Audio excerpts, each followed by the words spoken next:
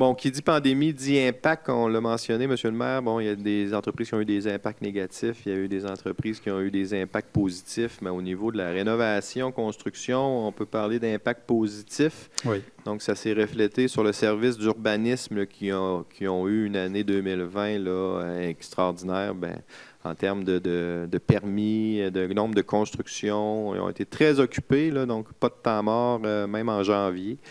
Alors, on est bien content de vous présenter ce bilan-là. On lève notre chapeau également à l'équipe du service d'urbanisme là, pour leur travail remarquable et la charge de travail qui est importante. Alors, si on fait à ce niveau-là un peu la révision 2019-2021 et qu'est-ce qui s'en vient en 2020 et 2021, il y a un beau programme de rénovation qu'on a mis en place au centre-ville pour aider les gens à rénover leur résidence.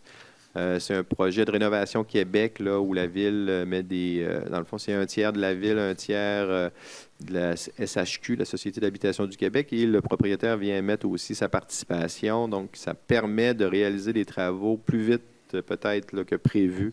Alors, 2019, populaire, 2020, puis on continue cette année. 21 dossiers maintenant retenus depuis. Alors, un beau programme qui aide nos citoyens. Un autre, le prix Claude Huot. Une autre chose que le département d'urbanisme a finalement surveille et puis supervise, c'est le prix Claude Huot, mise en valeur du patrimoine bâti.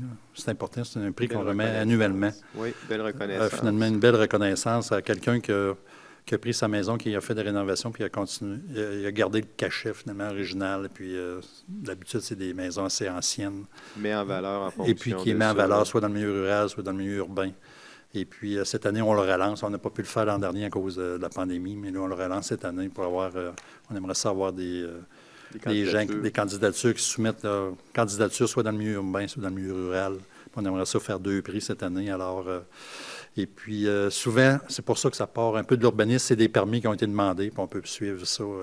Les gens, ils savent qu'est-ce qui ont été fait sur les résidences, finalement, des personnes à Saint-Raymond. À surveiller d'ici l'automne, le dévoilement toujours. Là, ça se fait très bientôt. À l'automne, effectivement, pour le dévoilement. Environnement est mis en valeur. Déclaration d'urgence climatique. Bon, l'environnement, justement, on a un bon plan d'action environnementale. François Cloutier, qui est notre employé sur ce dossier-là. La campagne de sensibilisation de Mériophile à Épi aussi, qui s'est ajoutée au lac Sept-Îles, M. le maire. Là, on a beaucoup d'actions environnementales là, qu'on a fait une déclaration finalement au cours de l'année à un des conseils de ville. Là. On a fait plusieurs actions. On a fait un plan d'action à un moment donné qui avait, je crois, 120 actions à réaliser. On en a quand même réalisé une 50aine, 60aine de ces actions-là, des petites actions des fois qu'on fait à l'hôtel de ville pour l'environnement. Mine de rien, qui fait en sorte qu'accumuler bout à bout, ça fait un bel impact pour l'environnement à Saint-Raymond. D'ailleurs, on diffusera là, davantage à ce niveau-là dans les semaines et mois à venir. Bon, toujours dans l'environnement, la mise en valeur, M. le maire, un secteur qui a été mis en valeur justement, Arboretum, la forêt nourricière, dans le coin du parc riverain de la rivière Sainte-Anne. On voit ici la forêt nourricière. Justement, l'autre jour, j'entendais un citoyen qui disait « Qu'est-ce que vous faites pour les arbres à Saint-Raymond? » Bien, on fait beaucoup de choses pour les arbres. Quelquefois, on en coupe. C'est pas nous autres qui les coupent nécessairement. L'autre fois, il y a eu 2 beaux arbres de couper sur la rue Saint-Cyril, par Rideau, Québec. Et puis, les gens étaient un peu frustrés de ça. Je comprends aussi des arbres centenaires. On fait les vérifications qui s'imposent. On fait les vérifications qui s'imposent. On essaie d'investir dans les arbres au plus possible. Ça, c'est un bel exemple. L'Arboretum du Club des Lions, alors qu'ils ont planté plusieurs arbres sur un terrain. Tout à fait. Finalement, qui suivent ça, qui les entretiennent. Ça, c'est une belle action que nous avons, le forêt nourricière à Saint-Raymond. Et puis, différentes plantations qui sont là. Notre comité, justement, Forêt nourricière a reçu un beau prix, là, Mobilisation citoyenne 2019. Donc, c'est effectivement un très beau projet. On a une distribution d'arbres. Je ne pense pas qu'on l'ait mis là-dedans. À chaque année, lorsqu'on peut, on fait effectivement la distribution d'arbres. Cette année, c'est le 22 mai. L'équipe d'horticulture et d'embellissement là, est à l'œuvre depuis quelques années déjà. On le sait, Saint-Raymond a 4 fleurons. Donc, de beaux espaces verts, on s'efforce de les préserver, justement, de les consolider. On est plus, justement, à la consolidation que dans l'ajout de nouveaux espaces verts. Voilà. Donc, quand vous parliez de plantation des arbres tout à l'heure, M. le maire, notre comité d'embellissement et d'horticulture en plantes, des arbres également. Ils sont allés chercher leur 4e fleuron, là, des fleurons du Québec. Oui, donc on plante des arbres, on les entretient également à différents endroits. On les remplace aussi des fois parce que, bon, des fois, il faut les remplacer parce qu'il y a certains arbres, là, jeunes arbres qui ne poussent pas correctement ou qui finalement doivent être remplacés. Alors, beaucoup de dynamisme au niveau du comité d'embellissement d'horticulture, au niveau de l'environnement, bornes de recharge également électriques. Vous parliez tout à l'heure de plan d'action environnementale. C'est un exemple là, d'action qui est intégré à ce plan d'action, justement. Alors, ça se poursuit toujours 2021-2022. Vous allez voir nos gens là, au travail. On voulait souligner aussi un prix qui a été décerné par l'Union des municipalités du Québec. Une palme d'excellence qui souligne une performance exceptionnelle pour les années 2018-2019 pour les actions de prévention et de financement en matière de santé et sécurité au travail pour la gestion des accidents au travail. C'est important. Là. Exactement. Alors, bravo aux employés qui maintiennent l'effort et puis aux gens qui gèrent ces règlements-là, là, comme François Cloutier qui gère ça de près. À ne pas négliger, effectivement, la sécurité de nos employés. Avec rigueur. Ouais. C'est important. Développement résidentiel, Monsieur le maire, comme vous le savez, depuis quelques années, on a un comité de développement résidentiel actif à Saint-Raymond, composé, bien sûr, de quelques fonctionnaires, mais aussi quelques élus, donc qui nous permettent de bien planifier, de prévoir, de débloquer, d'aider nos promoteurs, puis d'avoir une offre intéressante, justement, au niveau résidentiel pour des nouvelles familles qui veulent s'installer à Saint-Raymond, parce que j'aimerais faire une petite introduction, c'est que les villes, finalement, on est rendu avec des mandats, finalement, de marketing, on appelle ça du marketing territorial. Pourquoi qu'on va aller dans une région plus que dans une autre?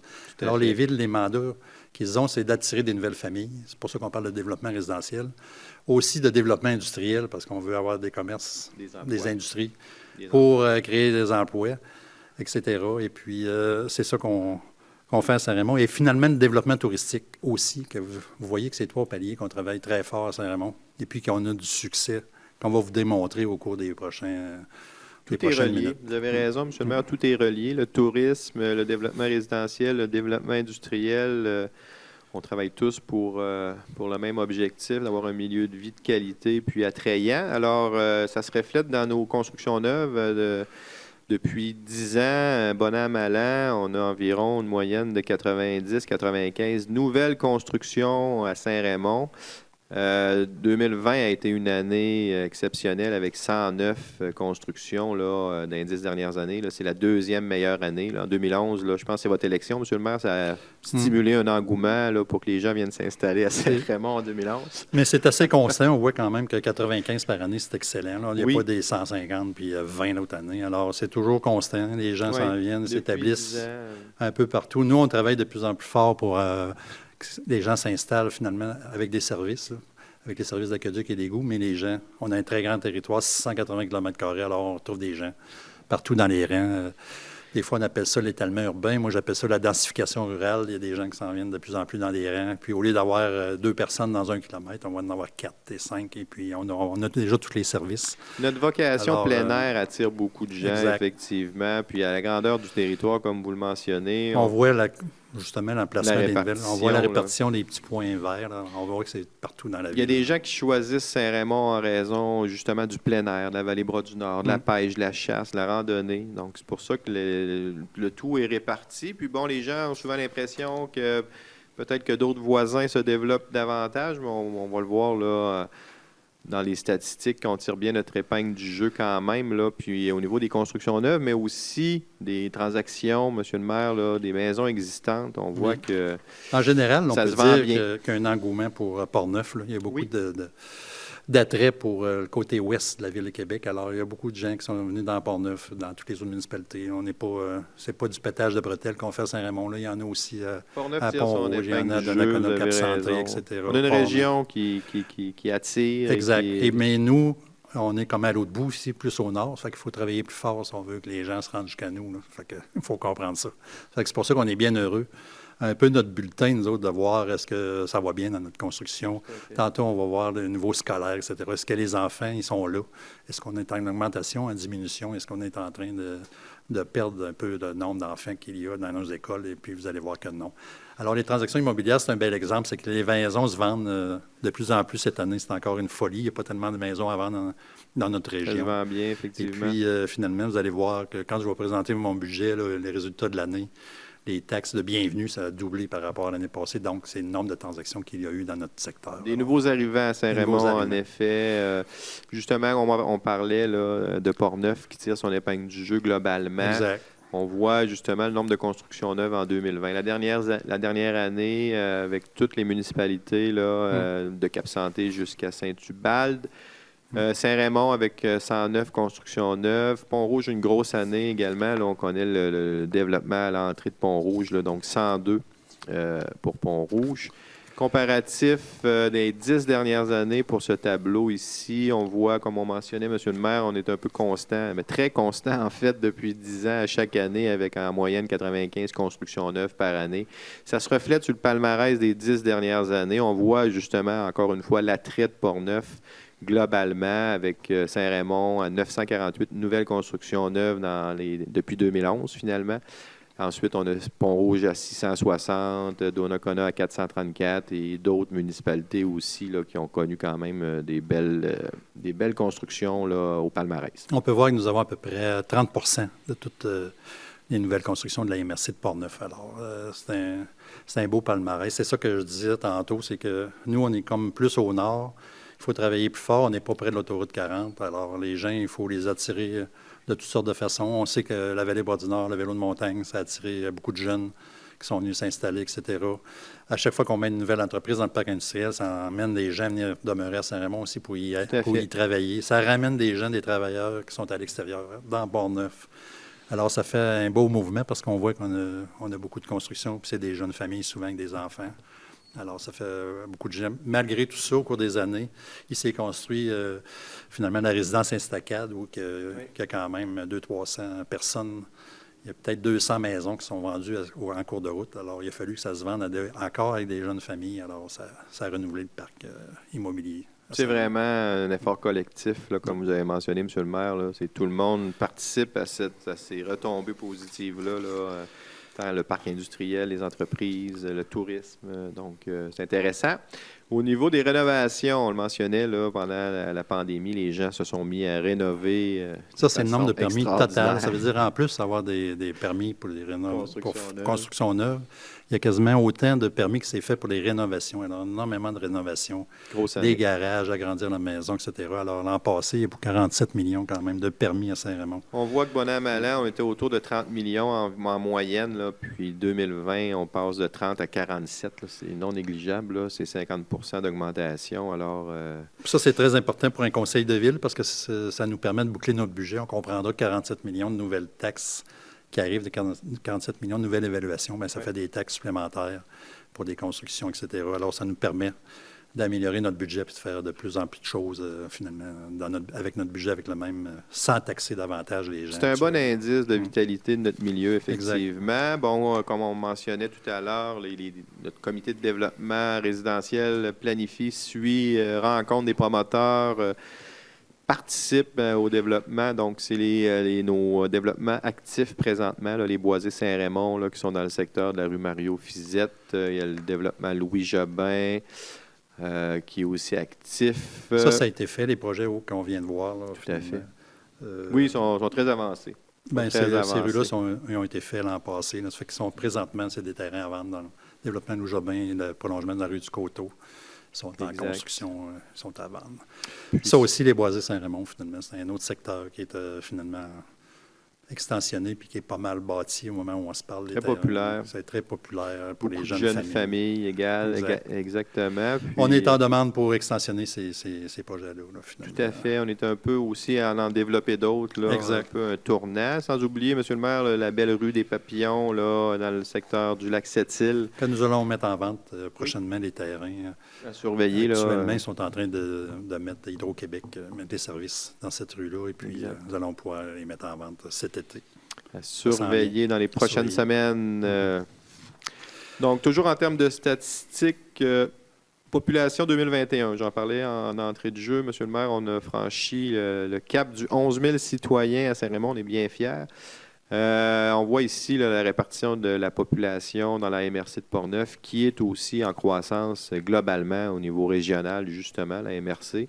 C'est toujours des tableaux de la MRC que nous reprenons, en fait, pour donner une idée par rapport à... On se situe où par rapport à la MRC de Portneuf? Tout à fait. 11 000 populations que nous avons atteintes cette année. Une nouvelle étape d'atteinte, en effet. Puis, bon, on parlait de développement résidentiel, on parlait de parc industriel, développement d'entreprise, de développement touristique. Ça a un impact aussi, nos nouveaux arrivants, nos nouvelles familles, sur nos fréquentations scolaires primaires et secondaires. Commençons par le primaire, Monsieur le maire. Beaucoup de relève. Une belle augmentation là aussi. Oui. Je sais que nos écoles débordent actuellement. On a 2 écoles dans la Grande-Vallée, finalement, qui est le collège et l'ancienne Marguerite-Diouville. Oui. Ces 2 écoles-là débordent et puis c'est une bonne nouvelle.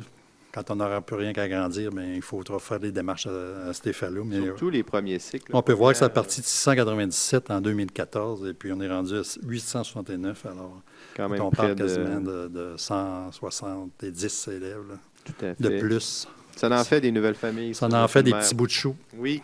Fait que, c'est un bon indice également là, de la vitalité de Saint-Raymond puis disons, là, de la croissance de sa population. C'est la même chose au niveau secondaire, Monsieur le maire, malgré que, comme je le mentionnais, dans le premier cycle du primaire, c'est là où on a vraiment une vague qui s'en vient de beaucoup d'élèves. Ça va se refléter là, dans quelques années au niveau du secondaire. Exact. On est quand même rendu à 677 et puis les 6e années qui sont de plus en plus nombreux au primaire vont aller s'ajouter finalement au secondaire dans les prochaines années. Alors, on peut prévoir une bonne courbe. C'est quand même... si on est capable de revenir en présentiel. Oui, ça s'en vient. Finir leur secondaire. Tout à fait. C'est quand même 75 étudiants de plus au secondaire depuis 2017-2018. C'est quand même important. Puis on travaille beaucoup avec les écoles. Là. Hier, justement, j'avais des questions là-dessus. Qu'est-ce que vous faites pour les écoles? La ville, on essaie de faire un environnement finalement sécuritaire, agréable pour les écoles, pour les jeunes, avec tous les services sportifs que nous avons, les plateaux sportifs, tous les terrains de jeu qui sont entretenus par la ville, etc. Et puis, finalement, on aide aussi les écoles à chaque fois qu'on a une demande.